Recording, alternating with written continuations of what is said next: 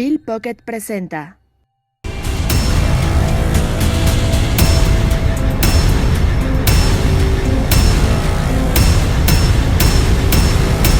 Mundo Ejecutivo presenta Trinchera Empresarial TV, en guerra por nuestros empleos.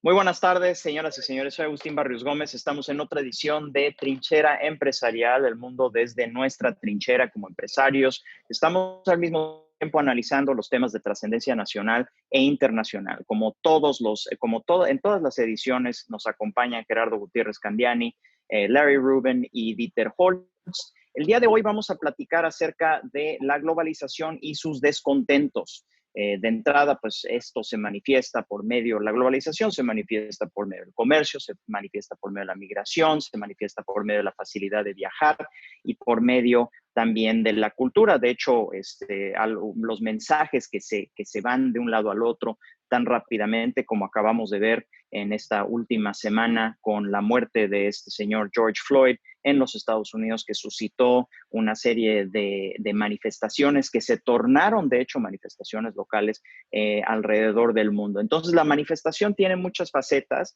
y precisamente por eso me gustaría empezar contigo, Gerardo.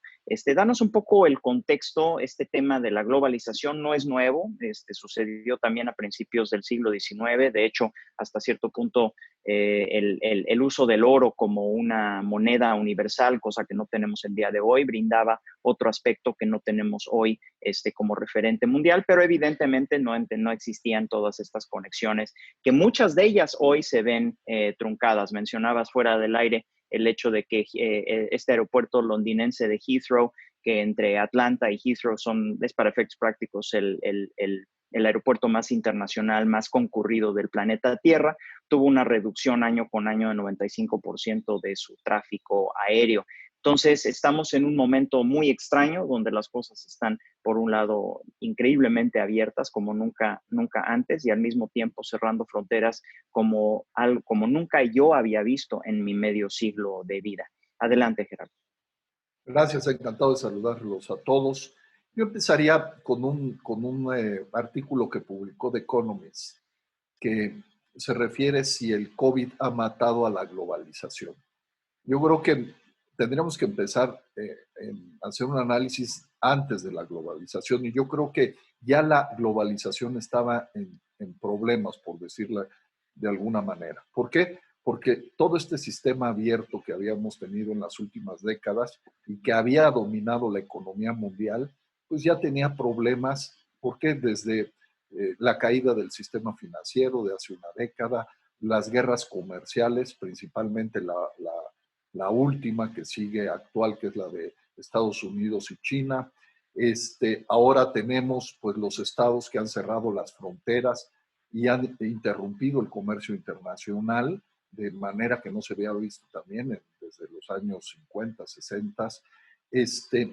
Pero independientemente de todo esto, yo creo que este proceso de globalización sí es irreversible, tanto por razones históricas y por todo lo que se ha venido construido en las últimas décadas desde posguerra, como también por la parte tecnológica, y esto hace inevitable la integración humana. Yo creo que gran parte y gran éxito de la globalización es precisamente la integración humana que se ha tenido y que nunca en la historia de la humanidad se había podido lograr. También es claro que tiene dilemas estructurales muy importantes, hay avances, pero también hay grandes desafíos que hoy tiene la globalización y que creo que solamente se pueden ser superados si se profundiza. Yo, por ejemplo, yo creo que se tiene que profundizar más en la globalización, pero se tiene que hacer de mejor, mucho mejor. Y yo creo que hoy más que nunca necesitamos pues tener una gobernanza global, porque a veces la globalización no todos la entendemos igual, unos la aplicamos de diferente manera, y yo creo que lo que ha faltado es una gobernanza global, capaz de abordar con eficiencia problemas que trascienden fronteras, como son, por ejemplo, temas que son de interés hoy en el mundo y que son prioritarios, como el cambio climático, los desequilibrios financieros, las distorsiones económicas, que obviamente todo esto produce desigualdades, pobreza y sobre todo crisis migratorias que hemos tenido a nivel general y a nivel global de manera muy importante. Ahora, ¿qué situaciones y qué causas tiene la globalización? Yo creo que las principales hoy que se enfrenta son, por ejemplo, todas las inclinaciones nacionalistas y proteccionistas, ¿no? Sobre todo con las principales potencias a nivel mundial, y no quiero referirme nada más a Estados Unidos y China, también hay en Europa este tipo de problemas. También un menosprecio o inclusive un ataque directo a las instituciones y a los organismos de gobernanza internacional. Ahí está la OMC, que ha sido atacada de manera muy importante, la Organización Mundial de Comercio, la Organización Mundial de Salud, la misma ONU, la misma pandemia, que hoy es uno de los temas principales que tenemos por el distanciamiento y el aislamiento sin precedentes que se da. También esto ha generado un cultivo de movimientos populistas, nacionalistas y proteccionistas en prácticamente todo el mundo. Y bueno, México, hoy la situación de México por su situación geopolítica y la apertura que ha venido en los últimos 20 años teniendo, pues hoy tiene grandes retos, pero también grandes oportunidades que seguramente vamos a analizar en el programa. Entonces, yo sí veo que la globalización va a seguir existiendo, pero inclusive la tenemos que profundizar, pero sí tiene que haber una globalización más justa y que genere, a través de una gobernanza mundial, genere mayores beneficios para el resto del mundo. Este sería de inicio mi comentario. Sí, queda claro. Yo creo que México en sí es un país mucho más globalizado de lo que la mayoría de los mexicanos nos damos cuenta en muchos de los frentes, definitivamente en el frente comercial, en donde la mayor parte de nuestra economía más productiva, la que genera mejores empleos mejor remunerados, precisamente está enfocado al tema del comercio mundial. Por otro lado, el hecho de que pues prácticamente 30% de toda la mexicanidad habita fuera de este país, es decir, estos 37 a 40 millones de mexicanos y mexicoamericanos en Estados Unidos, la gran mayoría, por cierto, estando en Estados Unidos legalmente, no ilegalmente. Y al mismo tiempo, pues una industria turística masiva con estos 30 millones de visitantes al año aproximadamente extranjeros, entre el séptimo y el octavo lugar, cuando no está sucediendo esto de la pandemia. Al mismo tiempo tenemos uno de los porcentajes más bajos del mundo abierto, por lo menos del mundo que está abierto al mundo, que está abierto a la globalización. En términos de inmigración, tenemos relativamente pocos migrantes, la gran mayoría de ellos americanos que viven en nuestro país, pero no hay muchos de otros países en comparación con países europeos, en comparación con el propio Estados Unidos. Dieter, haciendo un poco de memoria, yo sí recuerdo en los años 80 la mayor crisis que habíamos tenido hasta la actual, un México que no estaba globalizado, un México en donde ibas al supermercado en medio de la crisis económica y no encontrabas, por ejemplo, pasta de dientes. Y sin embargo, hoy que están más cerradas las fronteras en muchos sentidos de lo que yo he visto en toda mi vida, yo puedo pedir al supermercado, puedo pedir todo tipo de productos importados, puedo comprar la última edición del teléfono inteligente que yo quiera y me llega a mi casa. Entonces, es por un lado una cerrazón que está sucediendo por la situación y por la xenofobia que se está generando, pero al mismo tiempo es muy diferente a cómo era anteriormente. Y eso se reduce a la manera en que las empresas están reaccionando a este tema. Platícanos un poco desde esa trinchera, precisamente, lo que está pasando y cómo lo ven.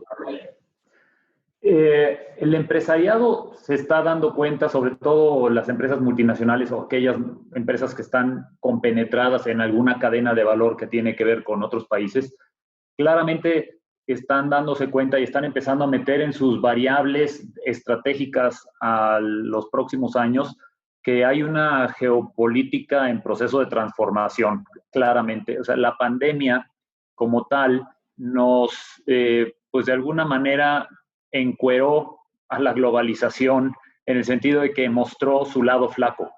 La globalización claramente es un proceso económico, pero como decía Gerardo, no hay un ente global que pueda regir a los países para actuar de manera coordinada. Creo que si hubiera habido una acción coordinada, y eso lo vemos desde los corporativos de las empresas multinacionales que operan en México, que no hubo un trabajo coordinado entre todos los países, pues con decirte que los propios estados y países dentro de la Unión Europea le ganaron el mandado a la Unión Europea como tal en cómo enfrentar la crisis, cada país hizo lo suyo, pues crea un poco de incertidumbre o crea mucha incertidumbre, donde inclusive las empresas, los corporativos multinacionales, estén donde estén, están delegando a sus subsidiarias en los países, y en este caso México, están delegando su actuar ante la pandemia. No hay algo coordinado, y eso se está permeando ya a las empresas multinacionales al no haber este orden global que vaya más allá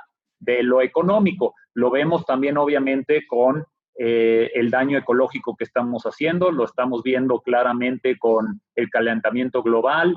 Es decir, en lo económico la globalización tiene un imán muy fuerte, pero lo que tiene que ver con una coordinación para hacerle frente a crisis que van más allá y que tocan la vida humana, creo que la globalización nos dejó mucho que deber.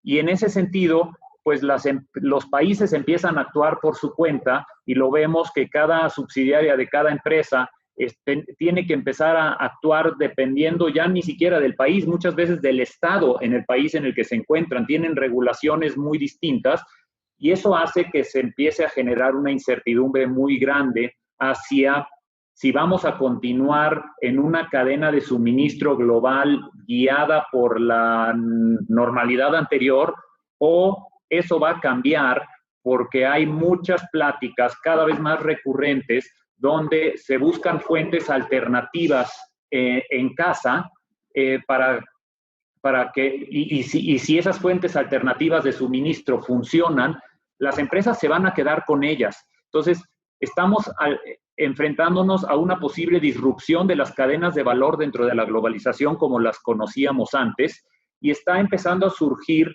el reshoring. Fue muy popular en los últimos 20 años el offshoring, es decir, busca donde sea más eficiente la producción y vete a otro país a producir, y tú haz en lo que tengas que hacer dentro de tu cadena donde seas más productivo. Bueno, más allá de tus costos. Sí, claro, ahora empiezan a protegerse las empresas porque no saben las decisiones que los países pueden estar tomando ya ahora en lo económico. Una vez que pase la pandemia y la mala experiencia que tenemos de falta de orden global, las naciones están actuando, algunas con propósitos políticos, pero están actuando en cerrar las fronteras, y entonces muchas empresas están optando por, aunque sea menos eficiente en términos de costos, están optando por encontrar suministradores, proveedores locales, en vez de contar con una cierta incertidumbre de estar dependiendo de un proveedor en un país extranjero. Se supone que las fronteras estarían siendo cerradas por el movimiento de personas, por el tema del contagio, pero también se supone que hubo un especial énfasis en que se mantendrían abiertas al comercio. ¿Tú crees que eso ha sucedido o no, Dieter? No, yo estoy viendo que muchos exportadores están reconfigurando sus cadenas de suministro. ¿Y qué es lo que va a suceder? Que poco a poco los importadores van a subir sus tarifas arancelarias en respuesta. Y estamos viendo ya una pequeña separación entre Asia y Occidente. Claro que las cuestiones elementales son las que se quedaron abiertas. No se puede frenar todo, pero esas son cuestiones de necesidad, no necesariamente estratégicas para mantener un orden global dentro de la globalización económica. Creo que fueron cuestiones de pánico, más que cuestiones estratégicas bien pensadas, que nos hagan tener la idea de que así vamos a estar operando a futuro. Y nos metemos, hablaste sobre el talento humano, el que se están cerrando las fronteras. Bueno, estamos viendo en el sistema universitario en general, y sobre todo los grandes polos de educación que son Estados Unidos y Gran Bretaña, estamos viendo mucho menos aplicaciones de estudiantes asiáticos. Entonces, esta globalización corre el riesgo de que también haya un menor intercambio de gente y de ideas. que de ahí surge la globalización. Entonces, cuando eso se empieza a frenar, empieza a ser más frecuente el que tú puedas aislar a tu país, ¿no? Okay.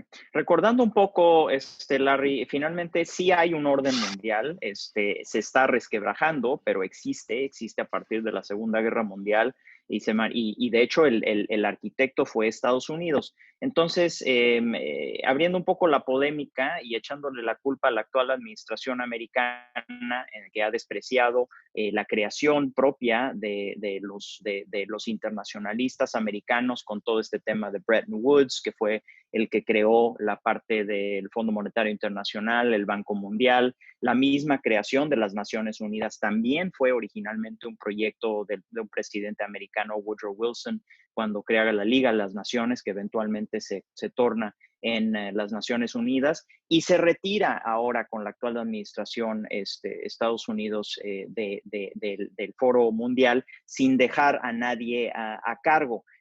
Los chinos se suponía que iban a entrar al quite, pero pues bueno, por lo visto tampoco tienen mucho interés en pensar más allá de sus propios pues fetiches personales, tanto de Xi Jinping como del Partido Comunista Chino. ¿Hay alguna posibilidad de que Estados Unidos pueda corregir o simplemente viviremos la ley de la selva a partir del retiro de Estados Unidos de su propia creación, Larry? Pues sí, Agustín, y tocas un punto muy, muy importante. Yo creo que parte de esta estrategia, y también hay que ser algo crítico con estos organismos internacionales, es que se han convertido en una burocracia todavía más grande que en los mismos gobiernos, ¿no? O sea, para que las Naciones Unidas que haga un actuar sobre acontecimientos globales es prácticamente imposible. Lo vimos con la OMS, ¿no? No pudieron actuar con la rapidez necesaria para parar esta pandemia cuando tuvieron la información necesaria, y por eso Estados Unidos se sale prácticamente en un acto de decir hay que parar con todo este mal manejo, ¿no? Estábamos leyendo que mismo Taiwán había reportado a la OMS el tema de la pandemia y la OMS solamente lo archivó, ¿no? Entonces, creo que lo que ha sucedido con los organismos internacionales en lo particular es que se han convertido en un ente tan burocrático que no tienen efectividad. Y yo creo que esa es parte de lo que hay que corregir. Sin duda, creo que lo que se ha vivido en Estados Unidos es una corrección también sobre el pensar de la administración actual en torno a la globalización. Por eso vimos que el TEMEC sí se llevó a cabo, porque a fin de cuentas México ha sido y seguirá siendo un socio elemental para Estados Unidos. China, pues sí había sido un socio, pero un socio inequitativo de Estados Unidos, ¿no? China, con sus reglas, violaba protección intelectual, al igual que muchos otros factores, y creo que eso pone a México en el radar económico de una forma mucho mejor situada.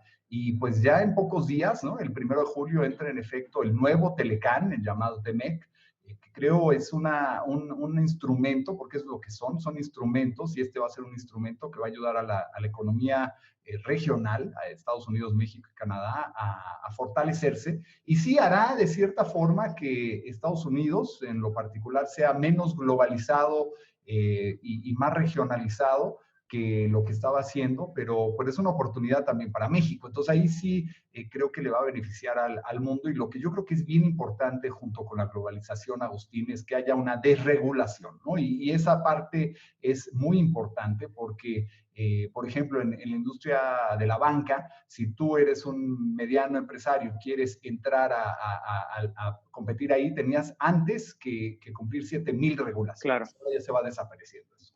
Sí, pues bien, mira, yo diferiría de ti, Larry, en el sentido de que el problema no son tanto los organismos internacionales, sino más bien los intereses nacionales que obligan ciertas decisiones de estos organismos que finalmente dependen directamente de la voluntad de los gobiernos, y es cuando se meten los intereses nacionales que empiezan a generar problemas. Pero bueno, vamos a ir al corte comercial. Si te parece, podemos también retomar esa idea después de este corte a nuestro auditorio de Facebook Live. Aquí seguimos, estamos en Trinchera Empresarial. No se vayan.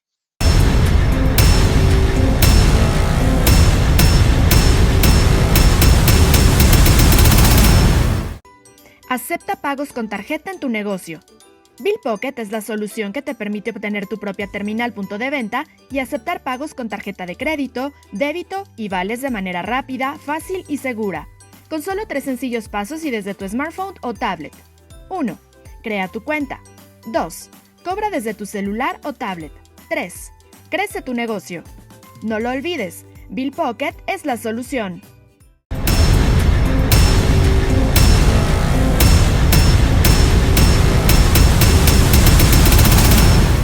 Estamos de regreso en Trinchera Empresarial. Estamos hablando de este tema de la globalización. Tenemos como cada edición a Gerardo Gutiérrez Candiani, a Larry Rubin y a Dieter Holtz. Y hemos tocado muchos asuntos, Larry. De hecho, estábamos platicando contigo al final del segmento anterior. Y hay un libro que se llama El optimista racional, ¿no? Un libro que menciona el hecho de que jamás en la historia de la humanidad había habido tan relativamente poca pobreza como porcentaje de la humanidad, jamás había habido tanta riqueza material, jamás había habido menos muertes por guerra. Esta idea, y pues no idea, sino este dato de que hoy mueren más personas por sobrepeso que por hambre en el mundo, que es un dato fascinante, Larry, y todo esto se debe a políticas públicas que originalmente promovió Estados Unidos, ¿no? Que dio este marco que permitió la globalización en el contexto de un Estados Unidos que dominaba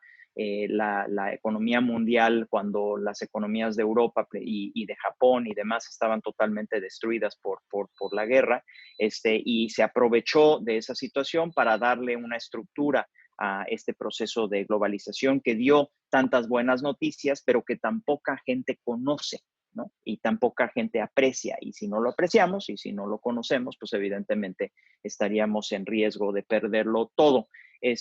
Platícanos desde esa perspectiva precisamente, Larry, ¿qué es lo que está pasando? ¿Qué es lo que ha pasado? Claro, Agustín, y creo que tocas un punto muy cierto. La realidad, y lo vimos con la negociación inclusive del Tratado de Libre Comercio en Estados Unidos, ¿no? La primera parte de la saga del tratado era que la mayoría de los empresarios pequeños, micro, los agricultores en Estados Unidos no conocían hasta qué efecto tenía la globalización en sus negocios, ¿no? Ellos vendían el maíz a una empresa consolidadora y de ahí no sabían más nada, ¿no? Y sin saber que mucho se venía a México, por ejemplo, ¿no? Y como se fueron educando y entendiendo el tema de la globalización, creo que fue cuando empezaron a abrir los ojos y el mismo secretario de Agricultura, tú lo tocabas en alguna trinchera anterior, pues fue parte clave de que se renegociara el tratado, ¿no? Entonces, una gran medida es que falta educación sobre el tema de globalización y muy bien apuntabas que a veces no se enseñan los datos y lo que se ha logrado gracias a este fenómeno tan importante a nivel mundial. Y ese es uno de ellos. En Estados Unidos todavía falta mucha educación sobre qué es la globalización y qué beneficios trae la globalización. Yo creo que un país que ha entendido muy bien este concepto, Agustín, es sin duda Corea del Sur, ¿no? Hace menos de 40 años era un país pobre, un país... Más pobre que México, de hecho. En 1976 su Producto Interno Bruto per cápita era la mitad del mexicano. Hoy es alrededor de 10 veces más que el mexicano. Exactamente, ¿no? Y es un ejemplo de un país que decidió globalizarse. Por darte algunos datos, Corea del Sur tiene acceso a electricidad número 1 a nivel global, entonces eso le provee a las empresas y a los productores, pues obviamente un acceso importante. De igual forma, es uno de los países con mejor protección sobre contratos. Entonces, si tú pactas algo en un contrato en Corea del Sur, te lo resuelven rápidamente las cortes y eso es muy importante para los empresarios. Y la velocidad más alta de Internet en el mundo.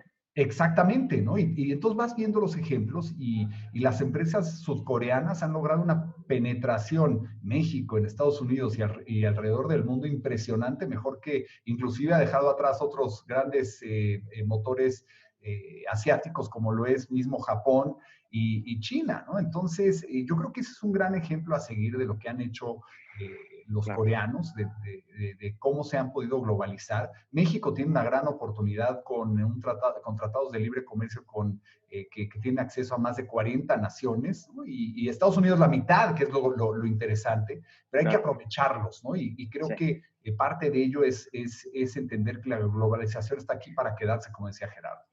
Gerardo, ¿dónde queda México en todo esto? Es una situación muy extraña. Mencionaba al principio el hecho de que sí somos un país globalizado en la medida de que gran parte de nuestra población, casi 30% de la mexicanidad, vive fuera del país, en la medida de que somos el séptimo, octavo receptor de turismo en tiempos normales, evidentemente, en la medida de que nuestro sector más productivo de la economía está ligada con las exportaciones, algo que te habrá llamado la atención porque por más o menos ser de la misma generación. Tú recordarás que los mismos que tienen el poder el día de hoy fueron los que estaban total y absolutamente en contra del Tratado de Libre Comercio en los años 90. O sea, decían que iba a ser la muerte de México y sin embargo ellos fueron los que tuvieron que implementar, la gran ironía, tuvieron que implementar o les tocó implementar y quisieron implementar el sucesor del Telecán a través del TEMEC. Es decir, fue tan obvio el beneficio de la globalización en ese ámbito que ni siquiera los más globalifóbicos de la época se dignaron de echar para atrás esta situación. Y sin embargo, se habla de que son dos Méxicos, ¿no? Tú mismo vienes del estado de Oaxaca, uno de los estados señalados como de los que no ha sabido, no ha podido, no ha querido o lo que fuera, aprovechar de los beneficios tan amplios que sí ha visto el norte del país, el Bajío, y eso causa esta dualidad de tal manera que, pues bueno, tenemos un híbrido de sistema donde no, por un lado estamos abiertos al mundo, pero por otro lado todavía tenemos políticas públicas que hacen, por ejemplo, que la energía sea más cara, que hacen que la relación laboral sea más crispada, que hacen precisamente que la violencia sea una realidad en gran parte del territorio nacional por la falta de Estado de Derecho. Platícanos en dónde queda México parado en todo esto. Bueno, yo empezaría rápidamente por los dos Méxicos, ¿no? Yo nada más, haciendo ahí una alusión histórica, acuérdate que el sur-sureste desde los años 50, por decreto de los gobiernos, toda la inversión, la infraestructura y el desarrollo económico se fue al norte. Y obviamente después del norte ha ido bajando hacia occidente y hacia el centro de México. Y el sur-sureste se quedó relegado en todos los sentidos, principalmente en el de educación e infraestructura. Entonces, sí, efectivamente tenemos dos Méxicos y esos dos Méxicos yo creo que ha sido la parte, estamos quebrados a la mitad, precisamente ha sido una de las partes que no ha generado la justicia y la igualdad que se ha querido, y eso nos ha impedido ser un país que avance de manera más importante. Más allá de eso, yo lo que te quería comentar es que a mí me preocupa mucho este proceso de globalización y cómo México lo va a enfrentar. Primero, porque en la parte tecnológica estamos todavía muy atrasados. Y este cambio, una de las cosas más importantes que se ha dado es precisamente el cambio tecnológico tan grande que se dio en 3 o 4 meses, que yo estoy viendo que nos avanzó igual lo que nos hubiéramos tardado décadas. Y México no está preparado para eso. Entonces, los que se van a beneficiar en un principio son los países que le apostaron a la tecnología, que le siguen apostando a la tecnología y al desarrollo tecnológico, y ellos son los que van a salir más rápido y mejor de esto. Y entonces ahí yo veo un flanco muy débil de México. El otro son también los protocolos de salud. Los países que van a salir más rápido y van a tener mayor inserción de sus economías y de comercio internacional y que se van a beneficiar son los que tengan los mejores protocolos de salud. ¿Y a qué me refiero? A que eso va a ser una parte fundamental, yo la veo, para que puedas volver a tener intercambio tanto de personas como comercial. Y yo aquí veo a México pues con un desastre, no tenemos los protocolos, no estamos abriendo nuestras fronteras a ciegas, nuestra economía a ciegas. ¿Qué va a pasar? Pues que los países, nosotros vamos a seguir por varios meses todavía con una problemática muy clara de salud, y la verdad es que los países que ya la superaron pues van a abrir a los países que tengan los mismos protocolos de seguridad y de salud, y eso es importantísimo, ¿no? Ese es otro de los problemas. La otra es la parte de la crisis económica. La crisis económica, México no tomó las medidas necesarias para salir rápidamente de la crisis. Entonces yo veo una crisis con altos riesgos, ya lo comentamos en otros programas, que nos va a llevar un mediano o un largo plazo. ¿Por qué? Porque pues, cada vez veo yo más radicalización de parte de nuestro gobierno y además va en contra de todas las lógicas económicas y de las resoluciones que están tomando los otros países. Entonces, yo sí veo muy vulnerable, retomando nuestro eje central, a la inserción a la globalización, a la nueva globalización y a la nueva manera de hacer negocios en el mundo, pues que México va a estar muy atrasado, y todo este proceso de los últimos 22 años que se inició con NAFTA, con los 12 tratados de libre comercio que tenemos, con más de 56 países, pues se van a ver afectados por estas nuevas condiciones y estos atrasos y toma de decisiones equivocadas que estamos haciendo. Dieter, nuestro oaxaqueño en jefe, menciona que que el principal problema del subdesarrollo en nuestro país es la falta de inversión en infraestructura. Yo argumentaría que más bien... Educación, que es la más importante. En educación, en particular en el espacio de Oaxaca, en el espacio del sur-sureste. Y sin embargo, pues bueno, también hay un grave problema social desde la perspectiva de una coordinadora de trabajadores de la educación, que pues también es una situación muy complicada y tiene que ver también con las idiosincrasias de los respectivos estados en donde mucho del andamiaje social y político también bloquea inversión tanto del sector privado como avances en temas como educación que menciona Gerardo. Para ti, Dieter, desde la perspectiva empresarial, ¿qué es el aspecto de México que más le duele a un empresariado que busca emprender, generar riqueza y empleos? La infraestructura inmediata, física, la infraestructura de largo plazo de la educación, o la infraestructura relacionada con el Estado de Derecho y las reglas claras que se necesitan para operar? Yo creo que se necesita todo para que México pueda aspirar a algo y ser competitivo, pero yo quiero poner un poco a cuestionamiento el hecho de la globalización y si la gente en general, nuestros empleados, la gente, nuestros paisanos, si realmente están contentos en general con la globalización. Estamos viendo una cantidad de manifestaciones, de desacuerdos, de insatisfacciones, y esto viene porque, bien que mal, la globalización ha sido económica y se ha consolidado el dinero en menos manos. Es un hecho. Un 1% de la población tiene el 90% de la riqueza mundial, el 1%. Eso deja al 99% restante con el 10% que les queda.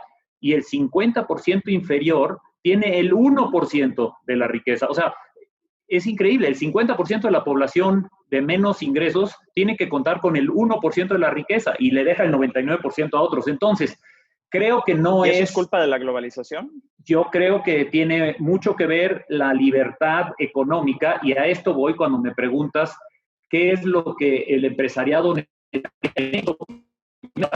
La clave, y hemos visto países que dada la globalización se han sabido aprovechar, como es el caso de Corea del Sur, pero en general todos aquellos países que supieron jugar el juego de la globalización, ni un país en lo individual va a influenciar si la globalización surte efecto, si continúa, si se quita, ni un solo país lo puede hacer. Es decir, o juegas o no juegas en un orden mundial. Y a fin de cuentas, México es un país dentro de un mundo, dentro de un grupo de países, y entonces tenemos que saber jugar las reglas del juego.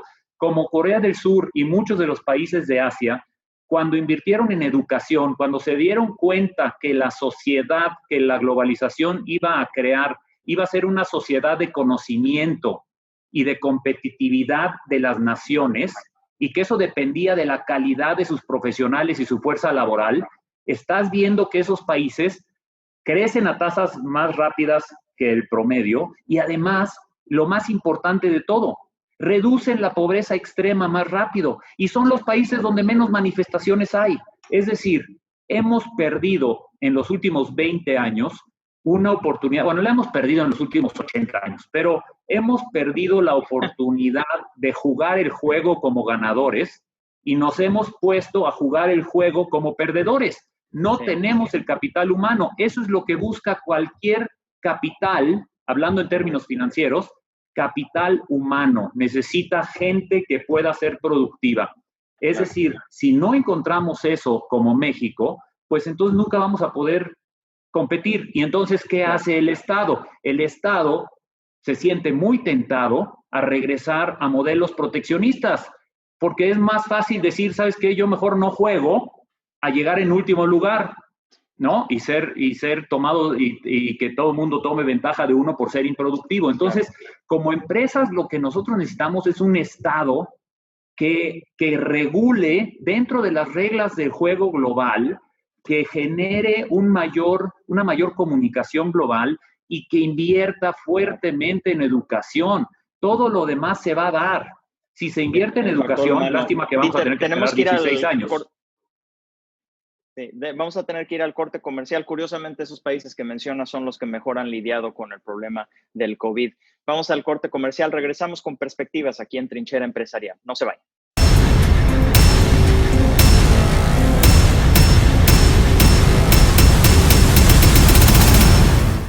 Cobrar ahora es muy simple gracias a Bill Pocket.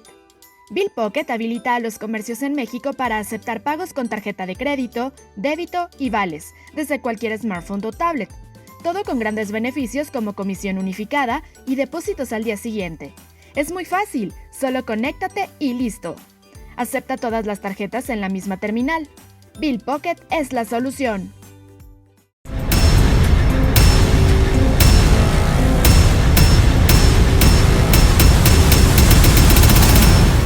Estamos de regreso en Trinchera Empresarial, como siempre con Larry Rubin, con Dieter Holtz y con Gerardo Gutiérrez Candiani.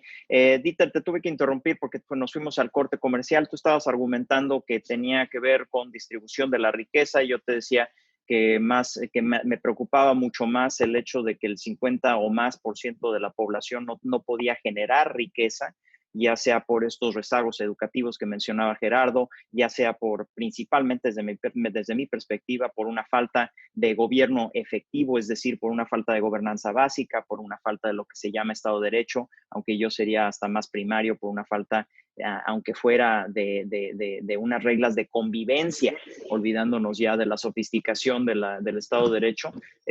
Platícanos lo que nos querías comentar. Y yo nada más cerraría con que es un hecho que en 15 a 20 años el 50% de los empleos que tenemos actualmente se van a automatizar. Y si no nos enfocamos, ya olvidemos lo que no se hizo en los últimos 70, 80 años, pero si no nos enfocamos a educar a nuestra gente ante una realidad global inevitable, que es la tecnología, que es la automatización, pues creo que en 15, 20 años en este programa vamos a estar hablando de consecuencias mucho más graves que las que estamos hablando ahora, ¿no? El gobierno mexicano debe de ser un regulador y debe de ayudar a un creador de ventajas competitivas dentro de este orden mundial. Repito, sea cual fuere el orden mundial, pero somos un país dentro de un mundo y tenemos que jugar las reglas y las tenemos que jugar mejor que otros. La educación, si el gobierno, para nosotros como empresarios, si el gobierno toma la decisión de desarrollar económicamente con condiciones de inversión y con incentivos de inversión las áreas olvidadas, como puede ser el sureste mexicano, pues que no creo que ningún empresario, ninguna empresa diga que no, porque entonces automáticamente tu mercado incrementa. Es solo que se tienen que sentar las bases del juego e incentivar para que esa riqueza que se genera en la globalización realmente baje a la gente menos favorecida actualmente. Yeah.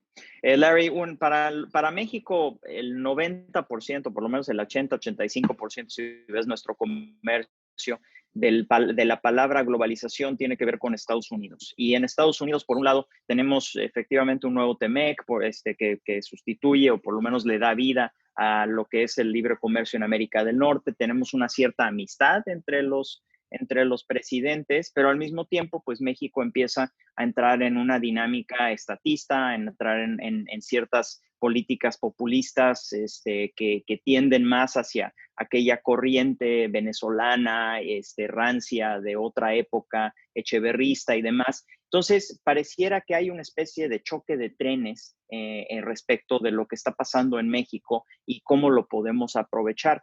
¿Cómo crees que Estados Unidos va a lidiar con este México, un México de dos caras en ese sentido?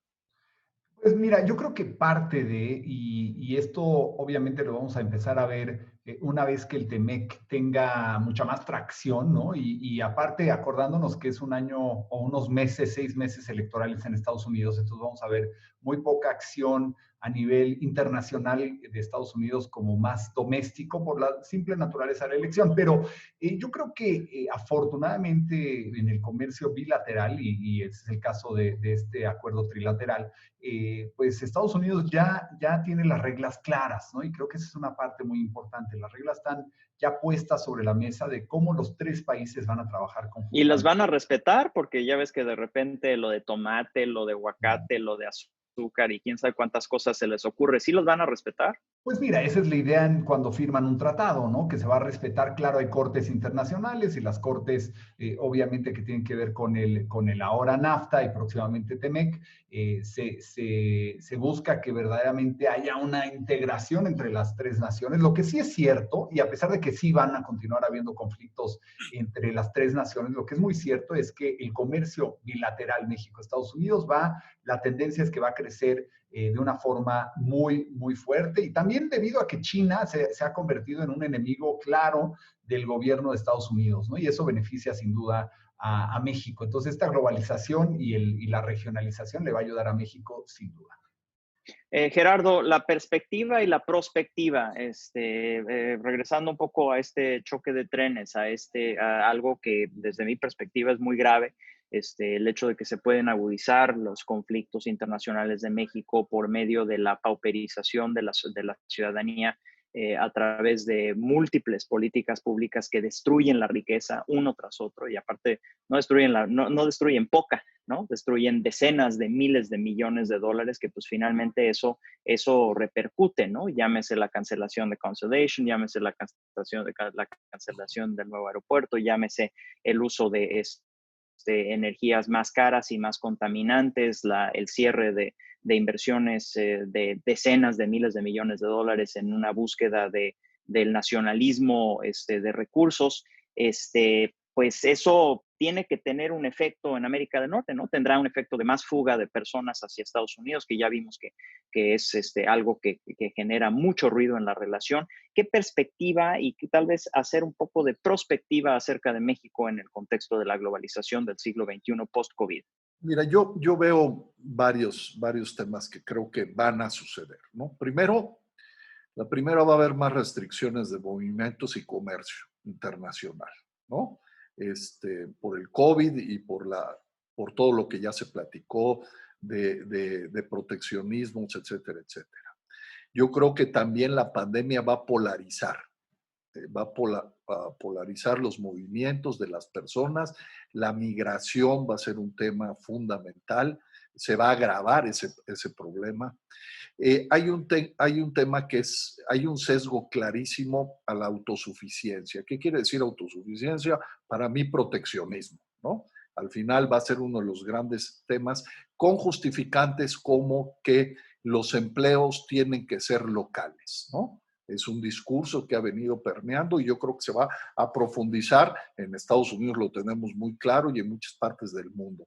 También veo a grandes aliados con estrategias separadas, con diferencias muy claras. Por ejemplo, hoy lo que está sucediendo con Francia y Gran Bretaña, ¿no? Desde el COVID hasta también las aperturas comerciales, la integración comercial, llámese en medio del Brexit, pero grandes aliados, no históricos, porque como sabes, siempre se han pegado durante los siglos, pero por lo menos desde posguerra habían sido dos grandes aliados. Hoy vemos diferencias muy importantes y así las vamos a ver con países que se supone que son aliados estratégicos, económicos, políticos, inclusive también en temas de seguridad nacional. un aumento en las guerras comerciales o una profundización en las guerras comerciales, llámese China, Estados Unidos, y van a entrar otros países como la India, etcétera, etcétera, ¿no? Luego veo una debilidad en el mediano y largo plazo, una debilidad, inestabilidad tanto geopolítica y debilidad económica en la mayoría de las economías. Esto obviamente va a afectar el comercio internacional, va a haber más pobreza y va a haber, obviamente, pues mayores problemas. Luego, hay otro tema que me preocupa mucho y que se mencionó entre todos, que es la opinión pública en contra de la globalización, ¿no? Veo a la gente alejada de la globalización, del discurso y de los beneficios de la globalización, y además con nuevos argumentos, o no nuevos, pero con argumentos que no necesariamente tienen que ser reales, pero con argumentos que pueden ser mucho más sólidos para que la gente esté en contra y el gran perdedor o el gran pretexto sea la globalización. También veo, claro, y termino con tres temas más, el comercio justo se va a ver afectado. Yo veo que el comercio, el trato justo entre las empresas y los países también se va a ver afectado. Va a haber intereses de otro tipo, precisamente por lo que hablamos de las gobernanzas globales que no se están dando, y no están haciendo caso a estos organismos multilaterales que se habían creado, que no están funcionando. Y terminaría con la autosuficiencia económica, que es un llamado al proteccionismo y a cerrar fronteras. India lo acaba de hacer, un país con más de 1.200 millones. El primer ministro hindú habla sobre autosuficiencia económica. Muchos países se están incluyendo en eso y Europa le llama diferente, pero al final es igual, le llama autonomía estratégica. Y Estados Unidos lo llama construyamos en casa todo lo que podamos. Entonces, al final del camino, lo que estamos viendo es ir hacia proteccionismo, hacia defender los empleos con un discurso populista, y terminaría hablando sobre el comercio digital. Sigue prosperando, es muy importante, pero no va a sustituir, porque hay gente que dice que el comercio digital puede llegar a sustituir el comercio global, y la verdad es que no. Hoy las ventas de todas las grandes empresas como Amazon, como Alibaba, como Apple, como Facebook, como todos los que intervienen, es solamente del 1.3% de las exportaciones totales globales mundiales. Entonces, la globalización va a seguir siendo pieza fundamental y tenemos que defenderla de manera muy, muy importante. Y yo terminaría ya, porque para que terminen y cierren mis compañeros, simplemente con que la globalización ha sido algo importante. Yo creo que donde se ha dado la desigualdad, que lo manejaba Dieter, Larry y tú mismo, es sobre la diferencia tecnológica y educativa. Ahí es donde se ha hecho la diferencia. Los países con acceso a la educación de calidad y a la tecnología son los países que han podido generar riqueza en sus naciones, y los que no son los que seguimos rezagados. Dieter, tú has sido responsable de implementar programas en empresas multinacionales de mejores prácticas, y precisamente mejores prácticas a lo que significa es al uso de las mejores tecnologías y los mejores procesos para generar riqueza, y pues esa riqueza se ha generado aquí en México. Danos algunas palabras de aliento, a ver si podemos salir con un poquitito de optimismo acerca de México. Yo creo que ciertamente el consumidor mexicano, si bien tenemos una desventaja de ir tarde en la globalización, en el consumismo global, creo que las tecnologías llegaron más tarde que en otros países, tenemos las eficiencias de costo que hacen las importaciones más baratas, entonces estábamos en camino a tener un consumidor global dentro de nuestros clientes, un consumidor global que tenía deseos efímeros, que iban más allá de los límites físicos y que pues empezaba a demandar productos de otros lados del mundo. Yo creo que dentro de todo lo que la pandemia nos está impactando, y una cosa positiva que nos está dejando es un sentido de propiedad a lo nuestro. Creo que el consumidor, lo hemos visto en los últimos 3 meses en ciertos estudios de mercado, el consumidor está mucho más dispuesto, por un lado, a comprar productos sustentables que cuiden el medio ambiente. Por otro lado, preferiría comprar productos hechos en México. Eso no necesariamente es malo para nuestra gente, ¿no? Pues esperemos que sí. Dieter Holtz, Larry Rubin, Gerardo Gutiérrez Candiani, muchas gracias nuevamente, y a todo nuestro público auditorio, en nombre de Trinchera Empresarial, en nombre de Mundo Ejecutivo, agradecemos mucho su atención. Estaremos de regreso próximamente con otra edición de Trinchera Empresarial. Esténse pendientes, están pasando muchas cosas y aquí se analizan a profundidad desde nuestra trinchera. Gracias.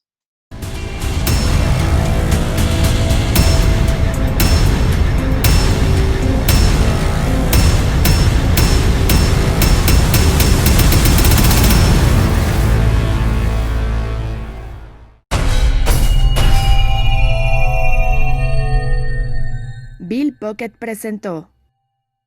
En la edición de junio de la revista Mundo Ejecutivo, publicamos 2 rankings, el de los estados de la República más afectados por la pandemia de COVID-19 y el de las empleadoras más importantes en México.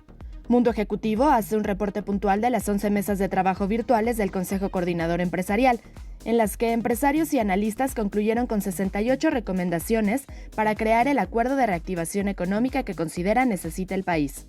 Además, platicamos con ejecutivos de las empresas líderes en mensajería y logística, actividad esencial para la sociedad en medio de la emergencia sanitaria, al ser el motor que mueve los envíos de los ciudadanos y las empresas que por primera vez usan el comercio electrónico. Las grandes compañías abrazan la diversidad e inclusión a través de medidas de responsabilidad social y para retener el talento. En ello ahondamos con un especial con motivo del mes del orgullo LGBT+. Consulta la edición digital de la revista Mundo Ejecutivo en nuestro sitio web o descarga el ejemplar completo en nuestras redes sociales.